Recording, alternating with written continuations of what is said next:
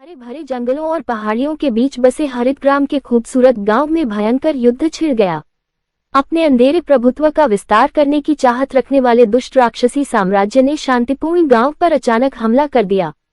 लेकिन हरितग्राम के बहादुर योद्धा प्राचीन तलवारों और भविष्य के रोबोटों से लैस होकर अपनी मातृभूमि की रक्षा के लिए तैयार खड़े थे। निडर योद्धा अर्जुन के नेतृत्व में ग्रामीणों ने युद्ध में भाग लिया। उनकी तलवारें सूरज की रोशनी में चमक रही थीं और घातक सटीकता के साथ राक्षसी भीड़ को चीर रही थीं। इस बीच गांव के सरल आविष्कारक डॉक्टर मेहता द्वारा डिजाइन किए गए उनके रोबोट ने लेजर फायर और मिसाइलों की बौछार की, जिससे दुश्मन की टुकड़ियां खत्म हो गईं। अपने काले जादू और विकृत जीवों के साथ दुष्ट राक्षस अथक लग रहे थे, लेकिन हरितग्राम के योद्धा दृढ़ थे। उन्होंने अपने खूबसूरत गांव, अपने उपजाऊ खेतों और अपनी जीवन शैली की रक्षा के लिए लड़ाई लड़ी।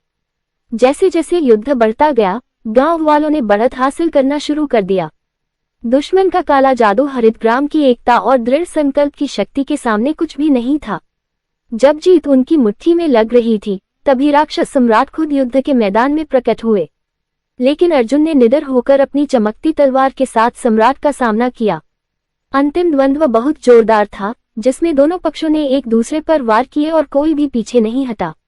लेकिन अंत में यह अर्जुन का साहस और हरितग्राम की सामूहिक भावना की शक्ति थी जिसने जीत हासिल की। राक्षस सम्राट हार गया और उसका काला साम्राज्य ढह गया। हरितग्राम ने अपनी कड़ी मेहनत से मिली जीत का जश्न मनाया। उनका गांव और खेत एक बार फिर सुरक्षित हो गए। योद्धाओं, जिन्हें नायक के रूप में सम्मानित किया गया, ने हमेशा किसी भी खतरे के खिलाफ अपने घर की रक्षा के लिए तैयार रहने की कसम खाई।